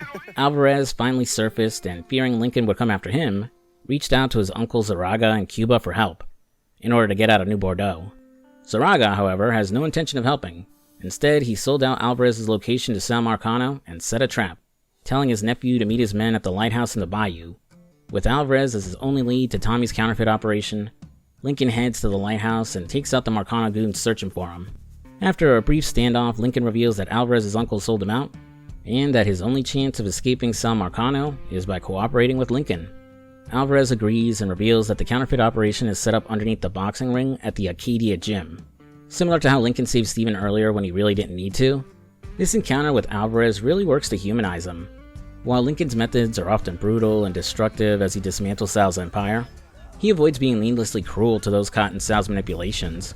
Having gone through the same thing himself, losing Sammy and Ellis in the process, Lincoln understands what it's like to be a pawn in someone else's game. Because of this, he shows compassion to the victims of Sal's schemes, offering them the chance his own family never had. This adds a bit more weight to Lincoln's motivations, showing that his actions aren't just about revenge, but also about ensuring others don't suffer the same fate. It strengthens the idea that Lincoln's destruction of Sal's empire is more than just personal. It's about giving others a chance at a better life. That said, Lincoln is far from a saint. While he's self-aware enough to avoid killing those who have been exploited by Sal, he's largely indifferent to the collateral damage caused by his war against the Marcano Empire. Innocent people are often caught in the crossfire of the chaos he creates. Like during the riverboat mission to take down Uncle Lou. Lincoln almost certainly killed dozens of innocent civilians as the boat went up in flames. And earlier in the game, Cassandra makes it clear that Lincoln's escalating actions will bring harsher retaliation from the police, many of whom are in Sal's pocket. While Lincoln's military training allows him to handle himself in these situations, the same can't be said for the innocent black men who will be swept up and brutalized as the police crack down in their search for him. This is part of the reason Cassandra is so adamant about arming the people of Delray Hollow. She knows that Lincoln's actions, though well-intentioned, are putting others at risk. Sorry if this seems like it's coming out of nowhere, but I'm bringing up Lincoln's character now because it's important for understanding my thoughts on Mafia III's various endings, especially why one ending, in particular, feels like the most fitting conclusion to Lincoln's story. After shooting his way through a small army of Sal's men, Lincoln escapes the bayou with Alvarez, bringing him to the doorstep of Father James.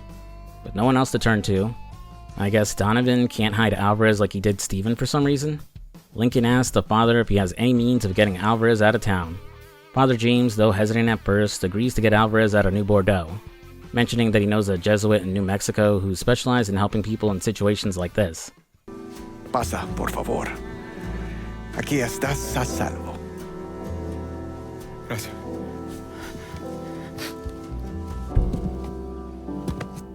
I appreciate this. I didn't notice this when I was first recording, but there's a subtle tension between Father James and Lincoln. In the cutscene, the way Father James stares silently at Lincoln has a tinge of resentment behind it, as if he's frustrated with being dragged into this mess. While his duty as a preacher is to help those in need, he made it clear early on that he wanted no part in Lincoln's war against Sal. Outside of what I said earlier about him playing the role of the angel on Lincoln's shoulder, I haven't really discussed Father James' character much. He pops up frequently during the documentary segments, but we only get a true understanding of the man through optional conversations with him that unlock over the course of the game. Father James served in World War II as a medic in an all-black unit in the US Army. During his first optional conversation with Lincoln, Father James admits he previously lied about why he became a priest after the war. It wasn't because of what he saw, it was because of what he did, and what it turned him into. All the pain and rage he had built up over his life came boiling to the surface. He reflects on the men he killed during the war. Their deaths should have meant something to him. They should have weighed on him. But they didn't. That glimpse into the darker part of himself was too much to bear. Now, Father James is terrified that Lincoln doesn't feel the weight of his actions either. In the second conversation, after filling him in that he got Alvarez out of the city, Father James asks Lincoln if he knows how Sal Marcano came to power. Sal betrayed his own father, watched him die, and then ruthlessly killed anyone who stood in his way, whether they were a real threat or not. Father James accepted that Sammy and Lincoln were criminals, but insists there's a difference between being a criminal and, well, being someone like Sal Marcano. He's afraid of what Lincoln will become once Sal is gone, and there's no one left standing in his way. Father James tells him not to let his quest for revenge change the good man he knows Lincoln can be. Again, I bring this stuff up now for the sake of understanding the different endings better. After leaving Alvarez with Father James, the scene shifts to Sal and Tommy bickering and discussing their next move now that Alvarez is gone. Sal reasons that Lincoln must know about the plates now, and tells his little brother to get his ass to the gym to protect him, and to prepare for Lincoln's arrival. Similar to the approach with Olivia, Lincoln doesn't go in guns blazing. Instead, he chooses a more subtle method. After hearing about the cage fights Tommy sets up between black fighters, Lincoln, with the help of Sammy's former associate Alcee, plans to sneak into the gym by participating in the fights. Successfully passing himself off as a new up-and-coming fighter, Lincoln will step into the ring for 3 back-to-back fights. Oh yeah, the game has melee combat by the way, but it's nothing special.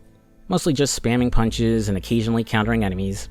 Aside from this one mission, the game rarely forces you to fight hand-to-hand, especially since stealth takedowns are way more effective. While successfully proving himself as a fighter, Lincoln wasn't able to pull the wool over Tommy's eyes like he did with Olivia. You must think I'm some kind of goddamn moron coming in here like you did. I've never been one to shy away from a calculated risk. Maybe you should have.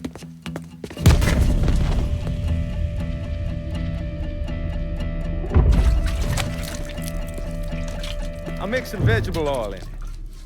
Makes the gasoline thick, sticky. Well, well, well. If it isn't the consequences of my actions. Soaked in gasoline and seconds away from being burned alive, looks like this is the end for Lincoln. Or it would be if Tommy Marcano didn't insist on monologuing first, giving our boy just enough time to break out of his bindings. After killing Tommy's goons and gunning them down, Lincoln turns the tables by burning down the counterfeit operation, leaving Tommy to burn along with it. To avoid suffering a similar fate, Lincoln has to hightail it out of there, fighting Tommy's remaining goons along the way. You'd think Lincoln would have caught on fire after a few minutes in this place? He's still soaked in gasoline after all. Or maybe he took a quick shower in between the cutscenes of shooting Tommy and blowing up the printing presses. Who knows? Escaping the scene, now that Tommy Marcano is dead, Lincoln has claimed complete control of New Bordeaux. That leaves only two loose ends, Georgie and Sal Marcano. When Lincoln drops in on Donovan, he finds him preparing to burn down his surveillance setup and erase any evidence of his involvement. After congratulating Lincoln on a job well done, Donovan informs him that Georgie and Sal have taken refuge at Sal's casino. With whatever men they have left, they plan to go out swinging in one final stand against Lincoln. Well, it would be rude to keep them waiting. Let's go crash in on our old pals.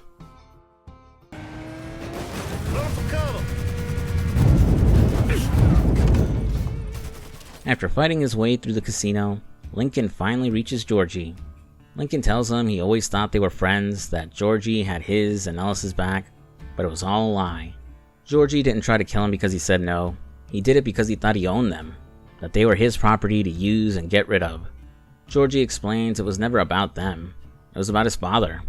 He'd do anything Sal asked, just like Lincoln would do anything for Sammy. Lincoln replies that Georgie will understand why he has to do what he has to do, before driving his combat knife into him and killing him.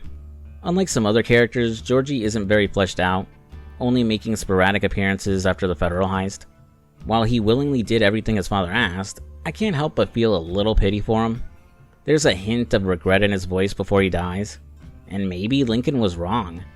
Maybe Georgie really did consider him and Ellis friends. It might be why he fumbled shooting Lincoln. He was conflicted about having to execute his friend. Granted, nothing outside of his last moments really hints at this, but maybe whatever plan the devs had for Georgie had to be cut during development. Finding a key in Georgie's vest, Lincoln uses it to call the elevator to the penthouse above for the final confrontation with Sal Marcano. Hell of a sight, ain't it? When I first come to this town, it was nothing more than a backwater shithole. Now look at it.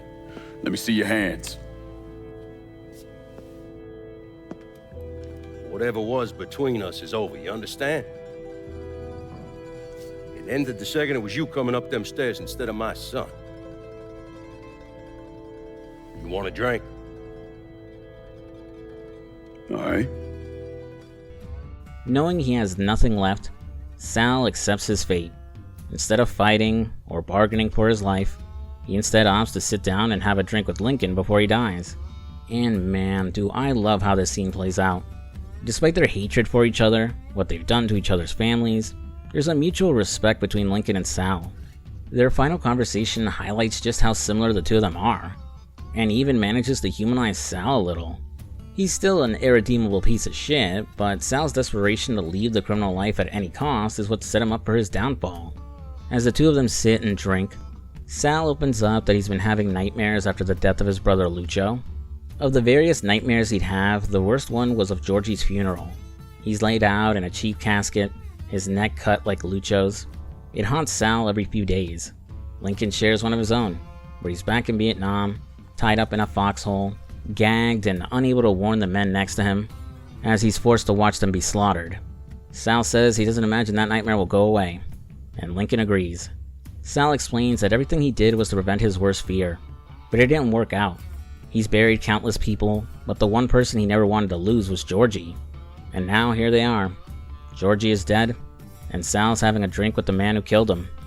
Sal admits he never had it in him to apologize, and even if he did, it would be a lie. He doesn't feel shame for what he's done. He never has. He also knows Lincoln isn't there for an apology. He was right about Lincoln from the moment they met at the country club. Men like them are wired wrong. They only know one thing, and are only good at one thing. Finishing his last drink, Sal is ready to meet his maker. I'm gonna be waiting for you, Lincoln Clay. This won't be the last time we see each other. I know.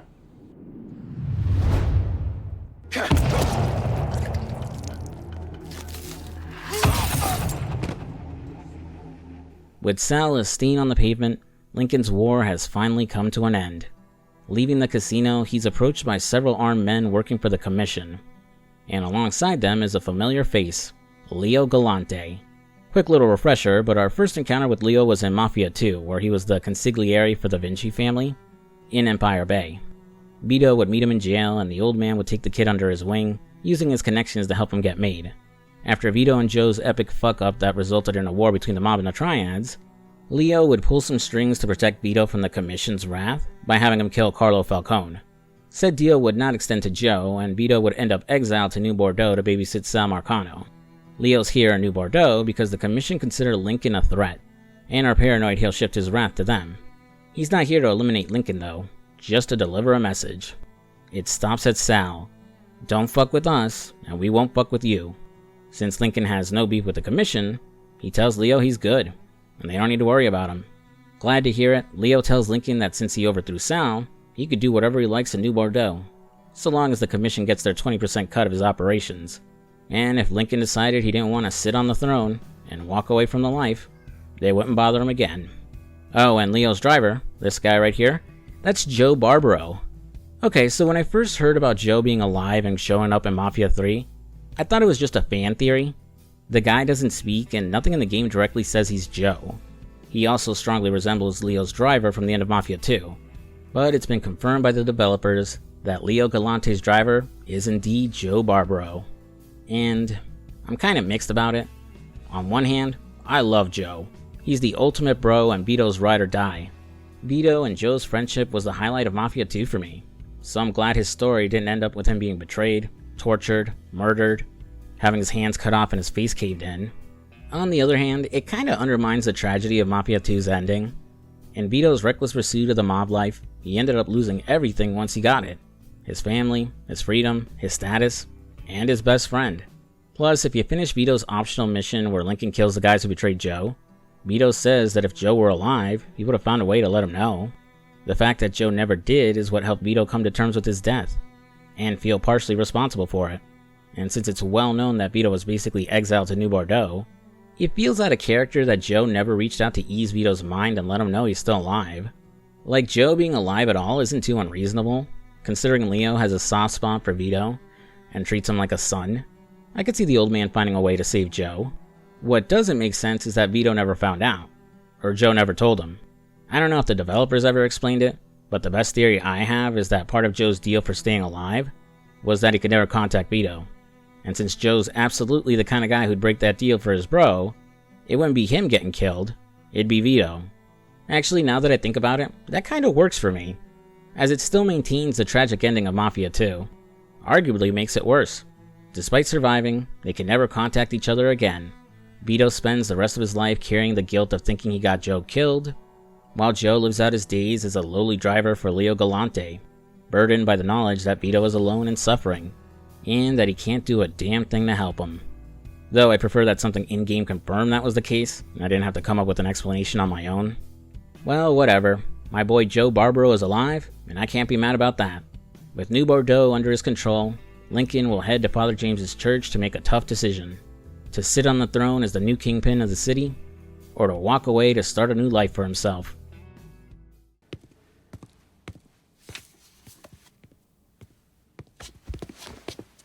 Is he dead? Yeah, he's dead. Him and Georgie both. It's the best news I've heard in ages. Can we get an amen, Padre? So what happens now? What do you mean what happens now? It's over. Done. Finished. I ain't talking to you.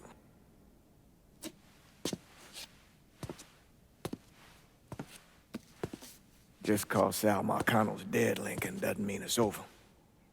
Now, what you did and the size of it all, you created a storm in this here city, and it's gonna take a long time for it to dissipate, if it ever does. With Marcano dead, New Bordeaux belongs to me. Ain't nobody left to stand in my way. Shocked to hear Lincoln intends to rule New Bordeaux, Father James argues Lincoln's plan was to remove Sal, not replace him. Fighting for his soul, he wants Lincoln to reconsider, to return to his plan of abandoning the criminal life for the new life he was going to begin in California. Donovan, on the other hand, argues that the city being the shithole that it is, Another Sal Marcano will inevitably take over. Lincoln agrees. If he doesn't take control, someone worse probably will. Donovan will leave, but advises his buddy to kill his underbosses. It's only a matter of time till they get greedy and want Lincoln's crown for themselves. Father James tries one last time to fight for Lincoln's soul, telling him to leave for that new life he always wanted, as if he makes any other choice, their relationship's over. Father James has his limits, and he can't carry the burden of Lincoln becoming another Sal, and especially because he'd be partially responsible. Lincoln's fate left in our hands. We have 3 different ways for Mafia 3 to end. First, the bad ending. If Lincoln decides to stay but also takes Donovan's advice, he'll betray and kill all his underbosses. He doesn't get to relish in his unchallenged power for long though, as Father James decides that Lincoln truly is beyond saving, and will kill Lincoln with a car bomb. Next is the okay/good ending, I guess. Lincoln decides to stay but doesn't kill any of his underbosses, ruling together with them and expanding his criminal empire throughout the state. With his newfound wealth, Lincoln becomes a benevolent boss, spreading the wealth around by rebuilding the city, donating to charities, building schools, hospitals, and working to improve the lives of those who lived in New Bordeaux. Unfortunately, as the saying goes, power corrupts, but absolute power corrupts absolutely. He would abandon his morals and stoop to any means to make money. Drugs, prostitution, alcohol, whatever. More importantly, his choice to stay came at the cost of losing the one person who truly cared for him, Father James, the only real family he has left. And finally, the best ending, and what I chose, Lincoln gets in his car and drives out of New Bordeaux, finally putting the criminal life behind him in search of something better for himself. Without him there, one of his 3 lieutenants would end up taking over. I'm not sure what determines who takes over. I read in a guide it's whoever happened to have the highest loyalty at the end, but I guess if all 3 have their loyalty maxed out, the game chooses at random? If there's a different criteria for who ends up ruling, feel free to correct me in the comments. If Cassandra takes control of the city, New Bordeaux ends up worse off than it was under Sal. Violence erupts as every criminal group in the south rejects her claim and tries to take over. Cassandra manages to kill anyone who comes her way, but her brutal ways leads the governor to declare martial law and send in the National Guard. So she kills him too. In response, the government tries to turn the citizens against her by cutting funding for schools, city maintenance, and public services. Cassandra's reign over New Bordeaux ends when a hurricane devastates the city, with the survivors fleeing and leaving it a ghost town. Cassandra is never seen again, with most speculating that she was killed during the storm, or is a ghost. Well damn, that's pretty fucking bleak. Things are slightly better if Thomas Burke takes control of the city. Although he had liver cancer and only had like 6 months to live, Burke used the money Lincoln left him to get him a black market transplant in Mexico, which gave him another 16 years. Huh, that's handy. He flooded the city with booze and expanded into dealing drugs. Within a year, most of the country's cocaine came through New Bordeaux. Burke became one of the wealthiest men in the South, bought a seat on the city council, and even got the city's name changed to Bourbon City. But the influx of drugs attracted other criminals, leading to a war with a Cuban gang. When the Cubans called him out, Burke showed up with an M60 and grenades, killing 8 men before they put him down in 1984. Since then, no one has held control for more than a few months, and New Bordeaux remains a lawless mess. And finally, arguably the best outcome for New Bordeaux, if Vito takes control of the city, he succeeds where Marcano failed, completing the Paradiso Hotel and Casino. Later on, he opens another casino, builds hotels and other high-class developments, turning New Bordeaux into the Las Vegas of the South. Vito overlooking his new empire from Sal's old casino penthouse. After all the suffering and loss he experienced over the decades, he finally made it big. It's just too bad Vito can't share his fortunes with Joe. As for our boy Lincoln, he made it out to California and worked at the shipyards for a few years. According to Father James, he met a woman and it looked like they were going to get married, but something caused the relationship to fall apart. After that, he started moving around. Alaska, New York, South America. He even went back to Vietnam. Despite his FBI case being deprioritized, Agent McGuire still kept a file open on Lincoln, tracking his movements across the country but always one step behind him. Lincoln kept in touch with Father James over the years, sending postcards from time to time, but he never stayed in one place for long. His story ends on a bittersweet note. While he managed to avoid becoming a monster like Sal Marcano, he's left wandering, unable to settle or find peace. Lincoln has spent his entire life trying to find his place in a world he doesn't fully understand. And even now, his aimless journey continues. Someday, he's going to get tired of running, or make a mistake, and I'll be waiting. I promise you that. And that was Mafia III. Oh, and I almost forgot. If you let the credits play for a bit, you're treated to one of the most insane plot twists I've ever witnessed in a video game. Let me ask you something. Senator! Where were you when John Fitzgerald Kennedy was assassinated? I don't remember. At home, I believe. I don't remember. At home, I believe. Let me tell you where I was. A muddy hut in Vietnam. Slowly dismembering an old woman, cutting her apart bit by bit. And do you know why? Because her son was an NVA officer. And hurting her was the only way to make him talk. I don't understand what this has to do. What he told us saved the lives of an entire platoon. That's 42 men. Men that lived another day because I was willing to take a saw to that old woman. Thank you, Mr. Donovan. I believe that. Sit down and shut the fuck up! I did a lot of terrible shit over there. In the name of this country. Shit that will haunt me for the rest of my life. But I did it because I believed in the fight. I believed what this nation stood for. So, to be sitting there ass deep in mud with that old woman scattered all around me, and hearing that the President of the United States had just been fucking murdered, well, I knew right then and there that I couldn't let that stand. That I would find a way to make it right no matter how long it took. What are you saying? I'm saying that Sal Marcano and a group of conspirators murdered Jack Kennedy. Oh, that is the most absurd thing I have ever heard. I assumed you would say that. Don't fucking move! You're out of your mind. If you... Oh, I don't hold anyone's ambitions against them, Senator. And you certainly were ambitious, weren't you? You went to law school, and then you became a district attorney, and then United States Senate. After Sal Marcano died, I went through his files. Imagine my surprise when I saw your name over and over and over and over again. The mob wanted Jack Kennedy dead, and you were more than willing to help. There are cameras everywhere. There's witnesses. No, I want You'll them never to get see away that, with you this. stupid asshole, because then they will know that I am not finishing with you. I am starting with you.